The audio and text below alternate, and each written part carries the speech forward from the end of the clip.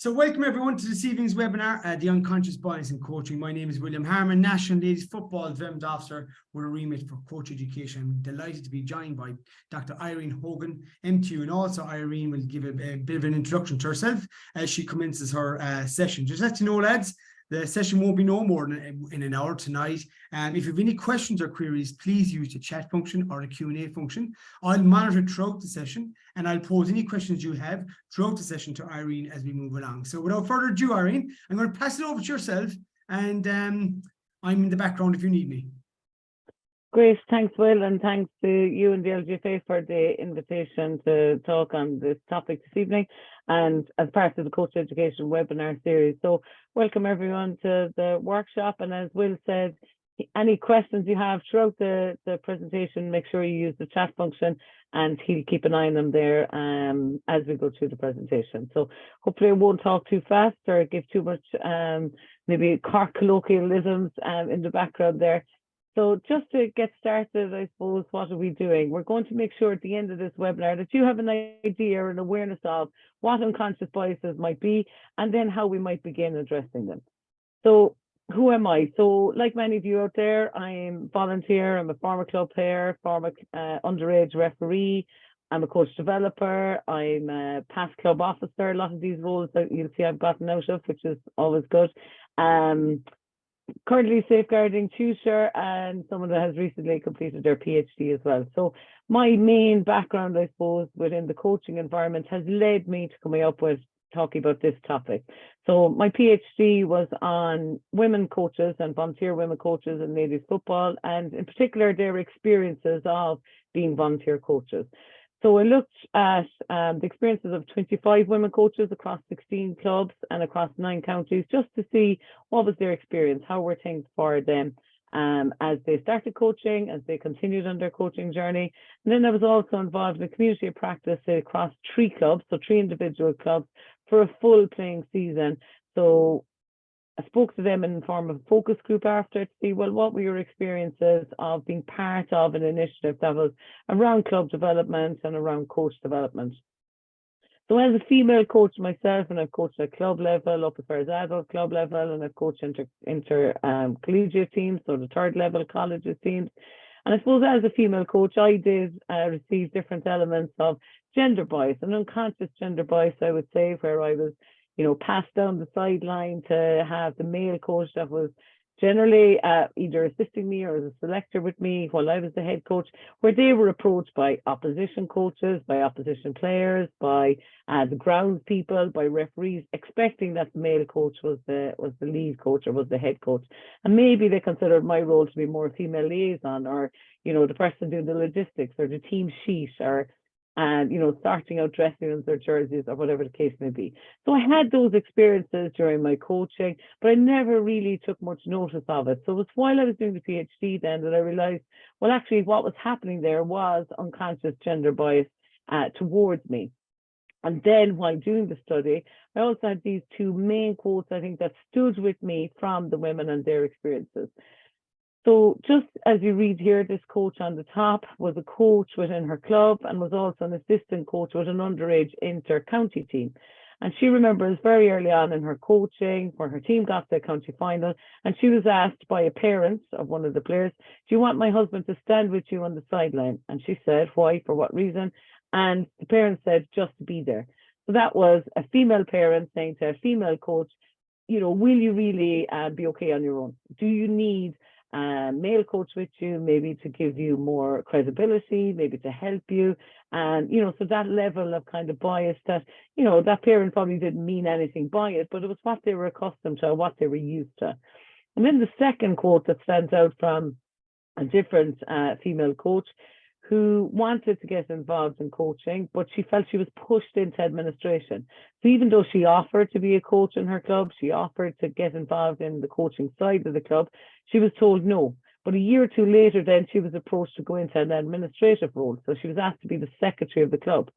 And she said she would have much preferred if she had the opportunity to be on the pitch coaching. So, they're just 2 examples from the women coaches that experience bias at some level. So when we think then, and we start to take a second and we reflect, I'm just going to ask you to think, as you're sitting there watching this, to just think of different roles, different roles in society or jobs, if you like. So I want you to just think about a nurse. So you're going to speak to a nurse. What does the nurse look like? What characteristics does the nurse have?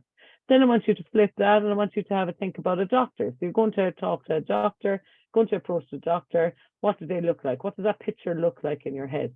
Now you're having a conversation with a prisoner. I want you to start painting a picture of what that prisoner looks like. These are all happening quite quickly, and there's a reason for that. Now I want you to think about a teacher. So either a primary school or a secondary school teacher that you're approaching to have a conversation for one or other reason. What does that teacher look like? What's that picture of a teacher? What about a banker? Someone that's involved in maybe management within banking, or maybe at front desk in banking. What do they look like? What about a professor? If you think of a college professor, or you might think of the nutty professor maybe, but what does the professor look like? Now, what does a coach look like? In your head, what is a typical coach? How do you assign characteristics to the coach? Now move on from that to your club secretary. What does your club secretary look like? In your mind's eye, as you think, as you reflect, what do they look like? And now think about our chairperson, club chairperson. What do they look like? What kind of attributes or characteristics do we assign to them? So that was very quickly just giving us an idea of the first thought that came into your head about all of those could be potentially biases. So the first thought that comes into our head, did you assign a gender to all of those roles? Did you assign a gender based on your experiences? Did you assign a gender based on what society would like you to expect, what the norm is for this particular role? Did you place different clothing, different attires on the different? Was uniform important?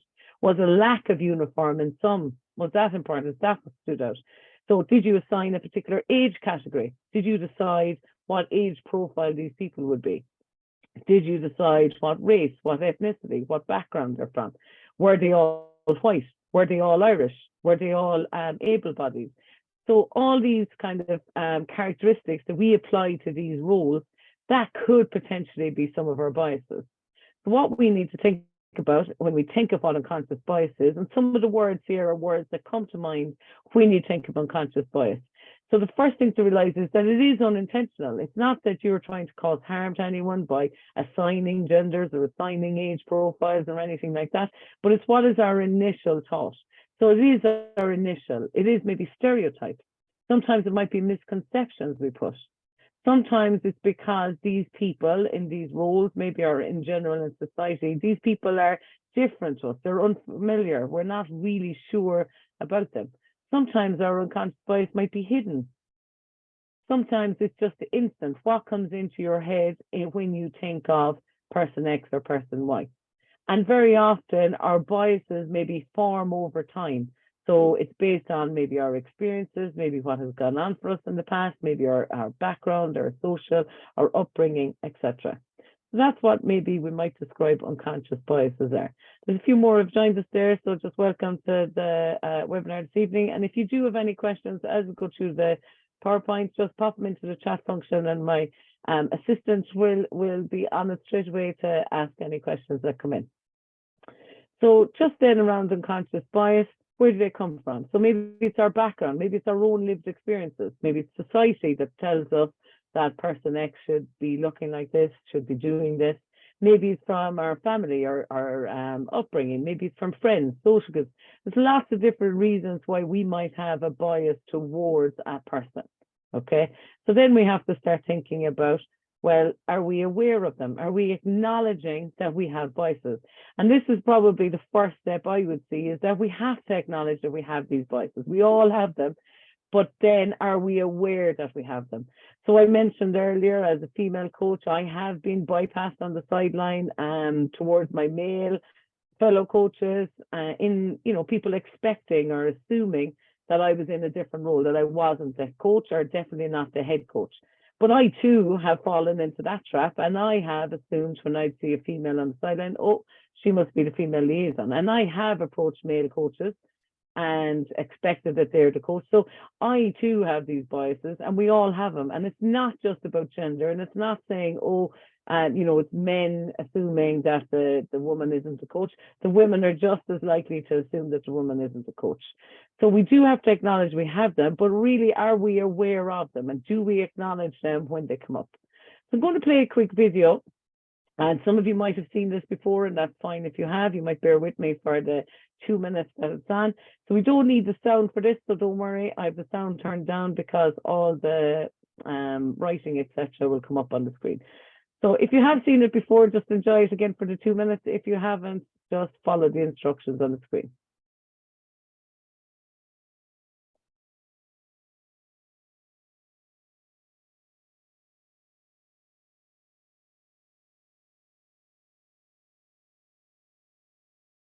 So can't tell you the number of times, the number's in white, pass the ball. White t-shirt.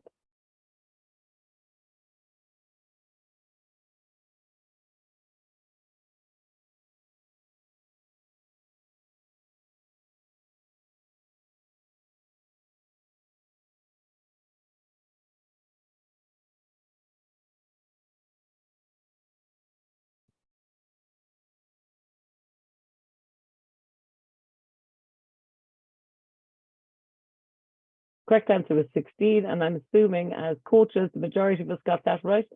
And now the next question is, did you spot the gorilla? So about half normally miss it.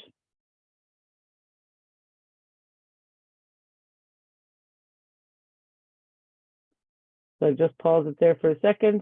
So if you did know about the gorilla, you might have recognized that. Or if you've seen this video before, obviously it's different. You would have seen a lot of things.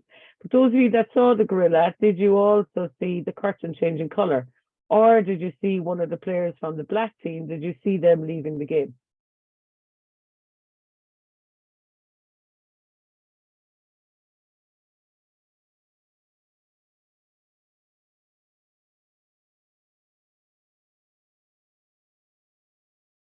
So you can see gorilla appearing now, and curtain in the background going from red to yellow.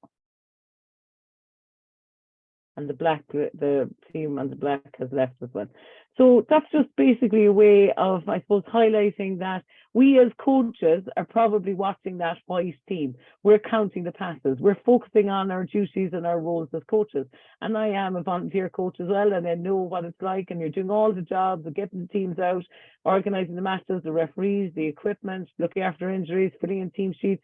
I know all the jobs we're doing, but sometimes maybe we miss the gorilla, we miss the player leaving the team, we miss the colour changing the curtain, and that's our biases. We focus on a certain thing that we're used to seeing, but then we maybe miss the things surrounding us. So even if we were to just think of biases, maybe being that gorilla, that player going off, that curtain changing, and that's our awareness. Our awareness when an unconscious bias or not, you know, a thought that might be negative about a person comes into our head. That's the first thing, to acknowledge we're going to have them, and then to be aware and to identify them when they do happen for us. Okay.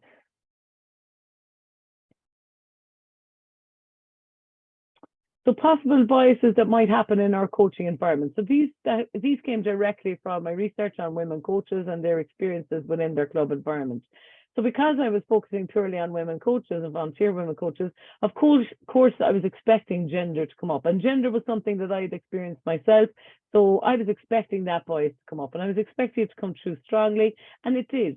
But the other biases are ones that came up in the study that I wasn't expecting, or I didn't consider before doing the study. So that bias around age. So for example, there was one coach in the study that was in college. So she was kind of 20, 21 years of age. She was involved in coaching for a couple of years within her club. She had done her coaching qualification. So she was, you know, she had what she needed to be a coach, but she felt that her age came against her. So yes, she felt as a female, she didn't get the same respect or understanding in the club, but also she felt as a younger coach, she also kind of had this element of barriers against her as well. She wasn't given the same respect or thought of as highly maybe as the older coaches within her age group. So that was within her current age group that she was coaching, but also she felt from other coaches within the club.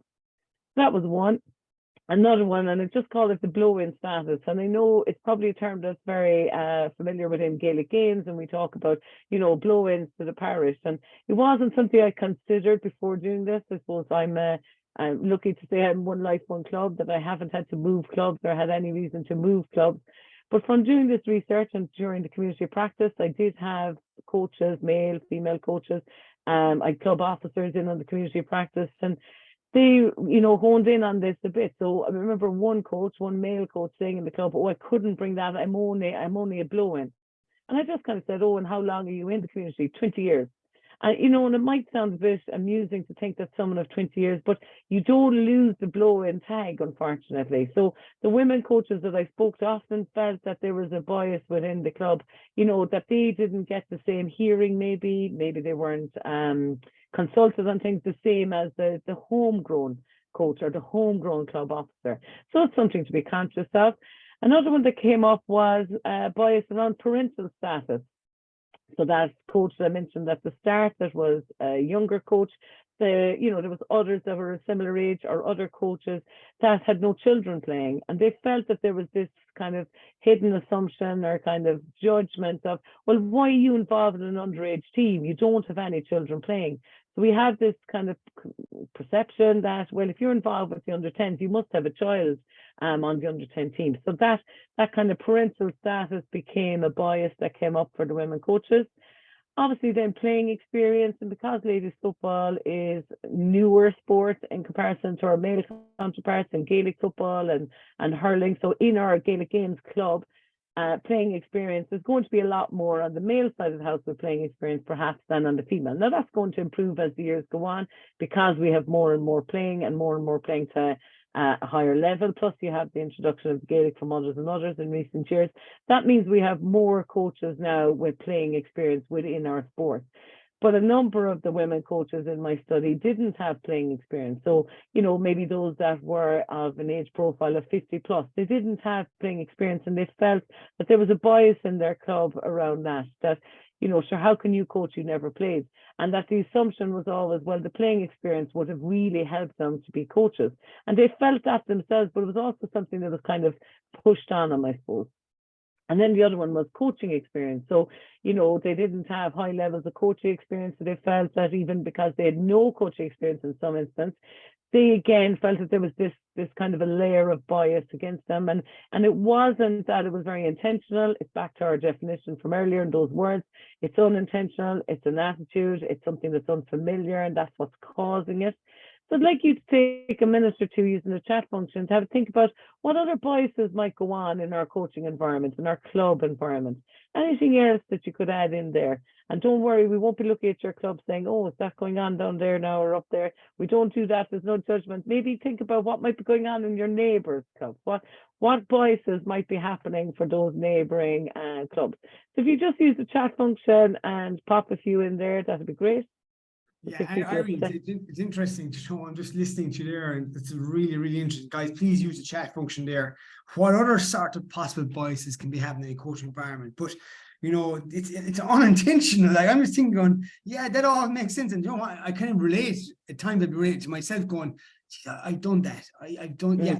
It's very, it's just assumptions, and we assume or we presume things, don't we, Irene? And we probably, and I think what you said there, acknowledge that we actually do this and just be more aware of it. I think that's the part for me tonight so far. Absolutely, yeah. It's to acknowledge, and why we don't, maybe if we were to describe ourselves to someone, we don't want to be seen as the person that makes a sexist comment or makes a racist comment or something. But it's the bias, I suppose, is the first thought that comes into our head, and then it's our action thereafter that determines whether or not we'll make someone feel uncomfortable, or that we'll, kind of act on those biases as such. But yeah, absolutely, we all have them. We all make assumptions or jump to conclusions, and that really is what our unconscious bias are. That that word unconscious, it's happening without us kind of realizing it.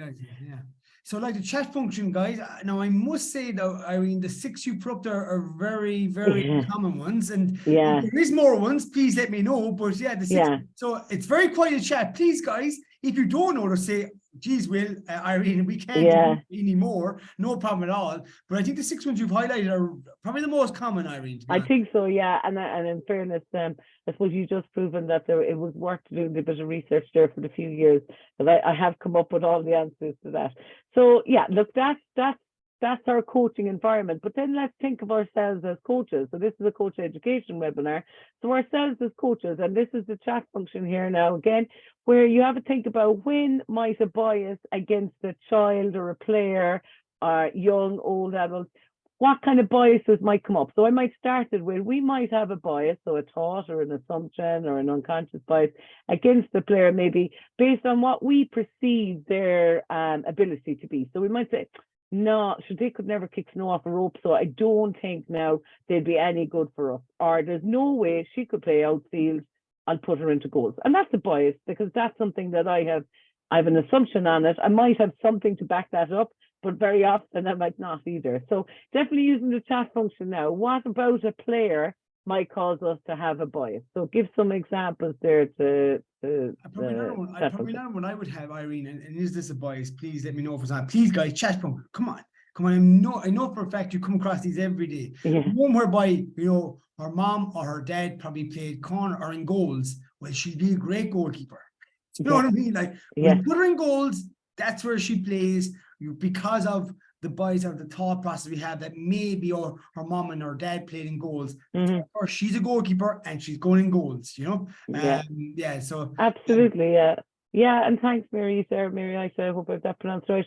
And their ethnic background, absolutely. So we might have this bias that, sure, they're not from Ireland. They've never been introduced to Gaelic games.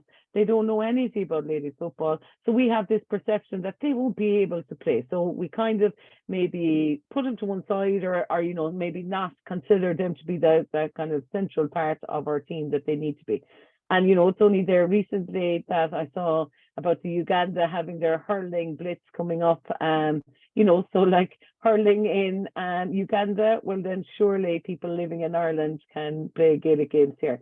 Absolutely, Joe. Yeah, there are ways. So we might have a presumption that, that girl now won't be able to move as quickly as another player, or that player. Yeah, so we'll put them into goal. And I know for a fact, actually, Irene, that happened to a high-profile ladies footballer recently, whereby a comment was made about her weight, and that yes, this player is a double All-Ireland winner now. You know what I mean? Like, and I suppose, Joe, that's a really good point. Yeah, and I think super. you see world champions all over the world, and they're world champions in their sport, and they're all different sizes and weights. Absolutely. I just don't think we should be judging people on what we see and make that presumption. Yeah. Yeah. So Mark, is another one there, Irene? Yeah, so Mark, fair play, and it's this other sport. So we do have, that does come to mind, that they're playing that other sport, so they're not as committed to our sport. And then it is a case of, well, I'll teach them, I'll start that out, and they don't start the next game, or we drop them, or whatever the case may be. So yeah, really good examples there, guys. Thanks for that, for those contributions. If there's anything else comes in there, we'll see it anyway. But it is a case of, we do have technology. We're going to have them about about our players. We just have to look and see, well, what can we do? So these are some ones. Oh yeah, sorry, Will. Yeah. Oh yeah, another one that I would have is like, players' backgrounds, in terms of, say, a player is always late to training, or maybe a player has to miss sessions every now and then, and we have this presumption in our minds that obviously that girl is not committed, but we don't know what's going on at home. We don't know what it takes for him to get to the football pitch, even in number one. And I think that's another one that's a really important one as coaches. We can probably be, just be aware of that there's that player mightn't be able to come in for other reasons outside of their control. At the end of the day, if they're late, it mightn't be their problem. Do you know what I mean? Like, absolutely. I think it's another one that came into my head, Irene. So sorry. Yeah, and especially, no, you're right, Will, and especially if they have to get a spin to training, it's definitely out of their control then.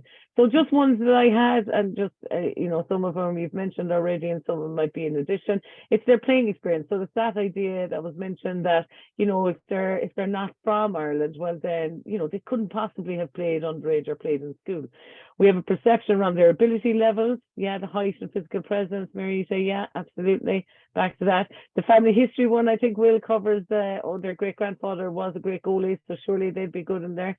Or maybe you've had an issue with a member of their family, so your history with their family. Is there something that you had an argument with mom or dad or guardian or someone else in the past, and we're bringing that into our coaching? Maybe you've had a negative experience with them, so maybe you've already had to, maybe to criticize them about something and it went negatively. Maybe they showed a lack of respect to you. So we can have, and we just need to acknowledge that while we are striving to not let these affect us, we have to acknowledge that they do, and they will potentially affect the players that are playing for us or in our care really while they're playing ladies football. So that's our possible biases towards our players. I think there are interesting ones there. I think actually that family one is a big one, because Mm. you take it out on the child. That should never happen. You know what I mean? Like Mhm. you know what I mean? Obviously, you might have disagreements and with other people, but don't take it out on the person in front of you, because that's not that person. I think that's a big one whereby we don't play players because you know what, I just don't like X, Y, and Z. Yeah. That's a good Yeah. one. Yeah. Yeah, to take it on. And these are not exhaustive lists or anything. These are just to get us thinking and reflecting, I suppose, in our own clubs and in our own communities, what might be going on that could be potentially under the umbrella of unconscious bias or biases. So we need to be considerate then of how that makes the other person feel, the person that's receiving it. And these are just some words, and I'm sure, we could add plenty more to this, but it is hurtful. It is often isolating. It is often devaluing them, devaluing their role within the club, their role within the coaching team, their role within the playing team. They feel undermined, that they're just not getting the same respect. And, there's lots of words we could add to that there, but we do have to consider, how does our initial thought and the actions we have after that, how do they affect the other person? So then once we have an awareness that, look, yes, I acknowledge I have biases, I'm aware of what they are, and now when that thought comes into my head, I acknowledge that that is a bias, and that leaves an open door for us as to what action we take. So the action we take needs to be something in a positive manner. So how do we overcome these biases, and what actions do we take? So I'm going to give you a second again. We'll go back to the chat function again, and you might have expected to do as much typing tonight as what you are doing, but I think it's always helpful to hear what other people have. So I just want you to think of a common bias. So it can be one of the ones we've mentioned already, or maybe something that you're aware of in your club or in your neighbouring club. We'll always blame the neighbours. If they were to happen at your next coaching session, so maybe you're at the receiving end of one of the biases, maybe you are the person that has had this unconscious bias, or maybe someone else on your coaching team, you can now, due to being more alert and aware of it, you can identify that, what that coach said there, that coach I'm working alongside, what they've said, that is a bias, or what they're insinuating or talking about doing, that will be bias, and that will be discriminating against someone. So what can we do to reduce them? So I think first we do need to talk about reducing them, and ultimately if we could remove these biases, it will be a much better environment for us as coaches and for our players. So again, using the chat function, if anyone wants to contribute there, it'd be great. What might you do in your training session, your upcoming match, if you were at the receiving end, you are the person that's aware that you have this unconscious bias in your head, or that your fellow coach has? Any ideas of how we might, or what actions we could take to maybe stop that or prevent that, to reduce that happening?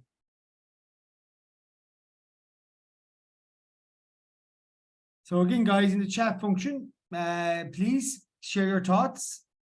I suppose, Irene, what would be one there? That's a tough one, I think. Yeah, it is a tough one. I suppose the first thing is to kind of have the courage really to call it out. To say that actually you're probably not aware of this now, but that actually is a very very biased comment that you said there. And look, that's not going to make Mary or Joan feel very good if we do that. And I think we just, even to get our fellow coaches or ourselves to be acknowledging it, to be aware of it, and then the action might be something that we can do on a smaller level. Just say, well, look, what are our other options here? So if our bias is around, we take one of our examples from earlier, where we're not playing that player because we think she doesn't have the physical capabilities to do it. Okay, so we say something that is a bias, our fellow coaches pick us up on it, and now the action that we do. So what action might we take on that one? So we might decide, well, actually, you know what, I need to just, check in with that player and just see, what's going on. Is there a reason why? Maybe is our training not suiting them? Are they not able to take part in the training fully? Are they carrying an injury? Is there something going on at home that is causing them to be, maybe not at an optimum level physically? And then putting kind of some sort of support in place for that player. That might be something we do. So we find a solution to make sure that that bias maybe doesn't happen. But it has to be about acknowledging it. It has to be about highlighting it and challenging it within our club. Anyone, any suggestions of what they might do if something happened within their club? Yeah, I think having that bravery, as you highlighted, as people, these guys in the chat function, put in, what can you do to probably reduce this? I think having that bravery and the courage to say, can't think like that, or what, maybe that's not I think, Irene, that is probably one of the most, I suppose, powerful, really, is someone I think so, yeah. calling you out and just saying, we can't accept that. We can't accept that thought process. I don't think we do it well enough, though, Irene. I just don't think we do. I think we kind of say, no, because maybe we don't feel we have the experience, or maybe, to tell someone of a higher stature or someone of more experience or knowledge, these things as well. Yeah, absolutely. It is difficult to call it out, and but I suppose it's like anything. Without calling it out, nothing will change, nothing will improve. And if that person isn't at the stage where they're aware of their own biases, if they're not, after acknowledging that they can have biases, well, we'll never get to the positive action. So even your role within the club might be to say that. Your role in the club might be to say, oh, are you aware? Yeah, absolutely, Mary. It is difficult to call it out because you don't think you'll be supported, and that is true, and that is what's happening, I suppose. But even to be able to just identify to them that actually, what you're saying there now, if you could flip that around, if you said that about someone else, how would it work, or how would it go down? So yeah, the support mightn't be there just yet, but I do think we have to get to a stage where we all acknowledge we're doing it, and then we're all aware of it when it happens. And then our acknowledgement and our awareness means we should potentially be able to point it out to someone else, you privately or with other coaches present. This is a typical political answer here now, Mary. I'm going to go case by case basis. But I suppose you would have to see around who the coach is, what is their standing within, will they take that well, or will they see that as an attack on their character, and just be careful too, I suppose, around the terms we use, not to use emotive terms around, well, that's a very racist statement, or that's a very sexist statement, or that's, you're kind of bullying there with what you're saying. But just, are you aware of kind of the language you've used there, that could be perceived by someone else as being a bias? So I would say, Mary, there, if you could do it privately, great.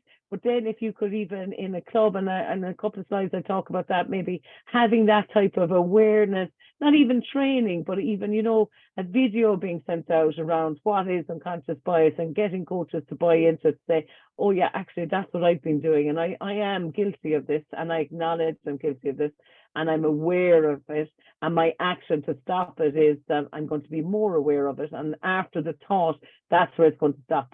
I'm not going to go further with it. I think, though, a very good point by Mary, in that, and we've done a webinar, guys, on creating a positive coaching environment. It's on the YouTube channel, which you'll be able to see this tomorrow as well. But I like that, and that goes back to the club, the club, and I suppose supporting these values and what we're trying to achieve as a club, really, and having that support. I think Mary hits a very good point. It's very important that coaches out there, I suppose, are aware that support is there. Because sometimes we don't call out something because we feel that, oh my God, I'm on my own here. If I call this out, okay, this person of a high stature in the club, obviously I'll be the one that won't be seen as the one who's been the positive around here. So I think having the club and the I suppose understanding is a bigger picture of what you're trying to achieve. I think you get more buy-in if everybody starts singing off the same hymn sheet, Irene, and everybody can be respectful on that, in that sense. Yeah, I don't know if that makes sense to you, but Yeah, no, absolutely. It is about having the club support on it, but then it will still come down to individuals kind of enforcing it. If enforcing is probably too strong a word there, but you know, by highlighting it and drawing the person's attention to it. But yeah, it won't be easy, Mary, but it is you know, everything we're doing and everything the LGFA are doing and in this area of creating that positive environment and coach education in general, will get to a stage where this will be the norm, where people will be you'd be hoping, where people will be told, actually, no, that's not how we do things around here. That is a biased comment and that is a biased action. And, you know, you just need to check yourself there and not do that again. Yes, absolutely, Joe. Yeah, that you're not without your faults. And I think that's it for us all to acknowledge that we're all doing it. And even to be able to give an example of when it happened for you, just it makes it more relatable to that other coach. It makes it easier for them to say, all right, okay, as opposed to thinking, well, by calling them out that now we're isolating them and saying that, well, you're the only coach that I've ever heard in this club doing something like that. That's not the case. It's kind of saying, you know, you probably don't realize it there, but what you've said is, you know, a biased comment. And actually, it happened me before when I approached, you know, and I go back to the women coach because that's my, I suppose, lived experience of the whole thing, where I have done that, and I know I've done that, and I've had to check myself now when I go up to the, you know, the two members of management that come into the pitch together, and rather than going up and addressing the male saying about the coaching and addressing the female saying, well, that's where the ladies' toilets are, and that's where, you know, rather than me go up and assigning roles, if I even just went up and said, even though I might think, oh, the male is probably the coach here, if I went up and said, well, which one of you is the coach with the team? You know, and then that gives the male or the female a chance to say me, but I'm not after isolating anyone with that, as opposed to going up and just talking to the male. So absolutely giving examples of how it has happened to you in the past is really good. Oh yeah, so Marcus say, call it out of the conversations, channel off is that because it's a change in behaviour. Absolutely, saying what previously was accepted isn't right now, but be more aware and conscious. Yeah, absolutely, more aware of it, more conscious of it. And it is a change in behaviour and a change in thought process and a change in how we go about doing things. And that's absolutely it. That's what it kind of boils down to. But definitely for me, step one is acknowledging that we're all in this. We all do the negative thing at some stage, and that we have an awareness of it. So that's what improves us. But it's the person that won't acknowledge and isn't aware, well, then that's where I suppose the difficulties lie with trying to get that behavior change. Absolutely, yeah, Mary. Yeah, I should say, awareness of being biased needs to come at all levels: executive, coaches, players, and parents. Yeah, it's a whole club approach, and that's back to William's, you know, point about the creating an environment. We need everyone to buy into it, and we need everyone to be aware of it. And I suppose that's where I see the gap at the moment, is that yes, you can have buy-in, but there's a lack of awareness. There's a lack of self-awareness in general, and I would say that about myself as well as a coach. You know, a lack of how we actually are, how we conduct ourselves on the sideline, at training sessions, in our conversations with people. So that awareness is really key, and it is at all levels within our club. Absolutely. Really good points there, folks. Really good feedback. Keep them coming in the chat function there, and we'll get back to them if there's any other ones come in.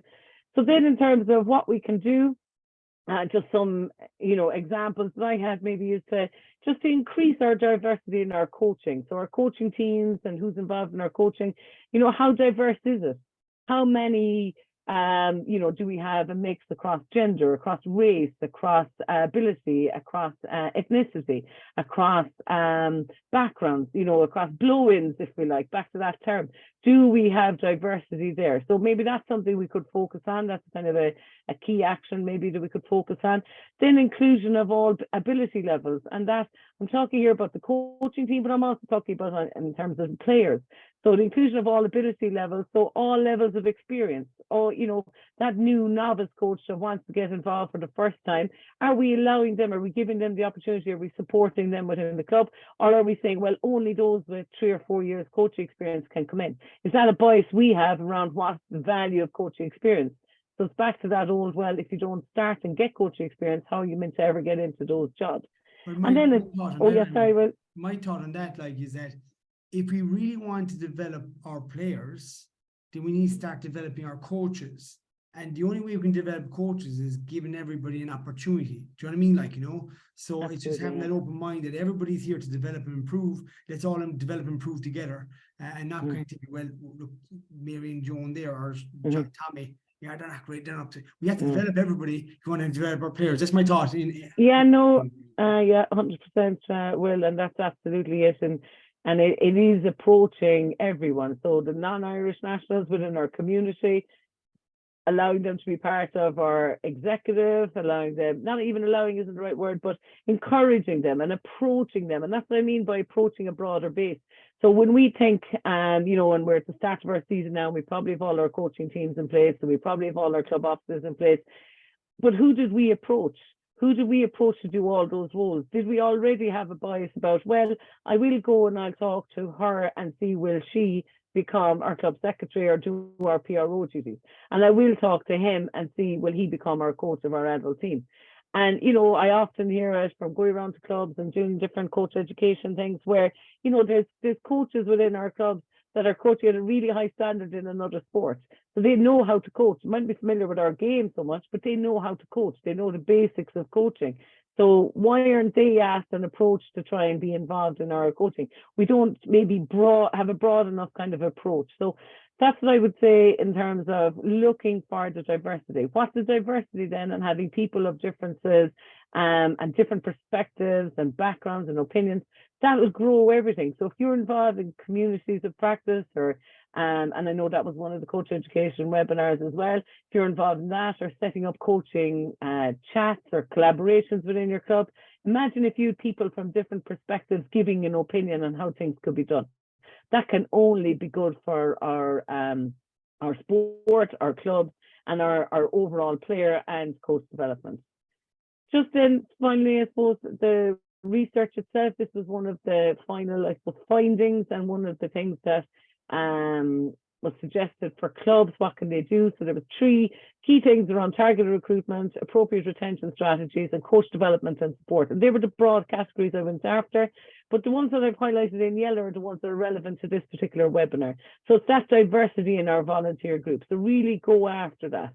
Really try and change the perception, and because the study was on women coaches, change the perception on what their role is within the club. So we expect them to be in an FLO or a female liaison officer role, but they can do lots more. But we do have to approach them and we do have to encourage them to get into these other roles. When they're in these other roles, we then need to support them. So it might be those coaching discussions, the coaching collaborations, because coaches do appreciate that and benefit from that. And if we can increase our diversity, have more people involved in those conversations, well, that can only be good for those discussions. That can lead things to being more open and thinking of things from different perspectives. But ultimately here, we do need to challenge our biases. We do need to challenge our own, and we need to challenge everyone else's. We need to educate our members. We need to make them more aware. And it's that word of awareness is critical for us.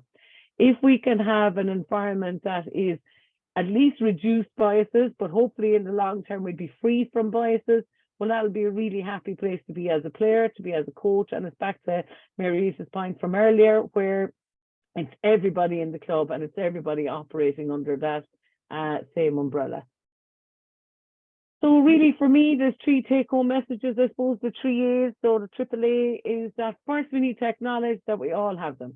And that might be our mantra. Acknowledge I have them, you have them, we have them. Then the next step has to be our awareness. Aware of when they come up for us. So when that thought comes up that it might be a bias. And in others, to have that awareness of what might be a biased comment or an action from others. And then the last part is the action. So we must do something to address them and address them in a positive way. And if we can do those 3 things, it should lead to reducing biases in our club, ultimately removing them from our clubs and our coaching environments, and make it a better environment for everyone that's involved in it. So Will, this is your... Yeah, Irene, I'm just, please guys, before we leave this evening, please in the chat function, thank you, Irene. It's a really, really, really interesting webinar. In the chat function, please guys, could you just let me know, what was your standout moment, what was your moment for you from this module? And the big one for me was, I'd love for every club, or just, you know, a group of coaches, a group of club administrators or parents, just to sit down and even listen to this webinar, because it is really, really, you know, just get you thinking and reflecting on your own practice, I suppose, individually. But I think I was Mary I was saying, or Mark was saying earlier on, that, you know, more people that listen to this sort of, you know, research and this sort of topic, you know, it'll only make us more aware, won't it? So getting that awareness out there really, Irene, is huge, and recognizing it is even bigger. And then hopefully we can do action around it. But Jesus, I just thought that just came to my mind straight away, going, oh my God, I must bring this back to my own club. Will you all listen to this? And are we actually, you know, where are we at in this space in terms of how we conduct our behaviors and approach from a coaching perspective, Irene? You know, so that was a big one for me. But I hope, guys, the chat function, what was your take home message, or what was your standout moment? Please, in chat function, right? Please share it, and we'll take it from there. Irene, I suppose, what's the one thing you'd say from this yourself? What's the one thing you'd say, I suppose, to people really? It's back to that awareness piece, you know. I suppose the first step of acknowledging it, fine, but then acknowledging that I have them isn't enough. I have to be aware of when they raise their ugly head. Then I have to be aware of my actions to do with that, and then I have to try and be stronger in calling out other people on it. And that is an area that I need to do a bit more work on, because I don't like confrontation. I'm very placid, as you know, Will, but I don't like confrontation. So I would be slow to call it out myself. But that is, I think with time that will come, because I'm more aware of my own. I think so, and that's the big one, being comfortable. Sometimes you kind of, if you call someone out or whatever, or not, I know it's probably strong words, but if you have a kind of disagreement with someone, you feel bad about, geez, am I doing the right thing here? But if you feel that it's the right thing to say, it's 9 times out of 10 probably the right thing to say. Do you know what I mean? Like, Irene, you know? Absolutely, yeah. And Grania said it there, it's the spreading the awareness, like you said, Will, would make the changes that bit easier. And it's like anything, you know, I do the safeguarding courses as well. And when we started doing those, you know, there was a lot of resistance, I suppose, around it. Whereas now it's buy-in, everybody agrees, needs to be done, child welfare, child protection, child-centered approach. And, you know, because you've more buy-in from everyone in the club, it's easier to get our messaging out, and it's easier for those in the club that are trying to do the right thing to continue doing the right thing. And I think time with this as well will be the same, that we just say, you know, there's no place for you within our club, there's no place for you within in our sport, you know, and those thoughts that you have and those biases that you have, you know, they're just not wanted and they won't be accepted. So Irene, I say thank you very much. I really enjoyed that. Thank you very much for this evening. Really enjoyed it, Irene. And I think Joe has come in there. Yeah, you just said about the roles that we do assign a gender straight away. And I think that's the one that comes to mind, and that's the one that comes to mind for me. And that's why I did my research on it. But it's those other ones that are also happening that we now need to acknowledge. We probably are all conscious of the gender one. We're conscious of the race one, perhaps. But it's all those other ones that are happening within our clubs that we now need to recognize, as Will said, and highlight that actually that was a completely biased thought I just had, and I better not act on that in a negative way. And now that I'm aware of it, I'll be more aware the next time it comes into my head, and I won't let it happen again. Yeah, thanks, Joe. Okay, Irene, thank you very much. Irene, if people wanted to get on to you about this really, really interesting topic, yeah, when they make contact with you? Yeah, I just throw my email address in there into the chat function. Maybe that'll work.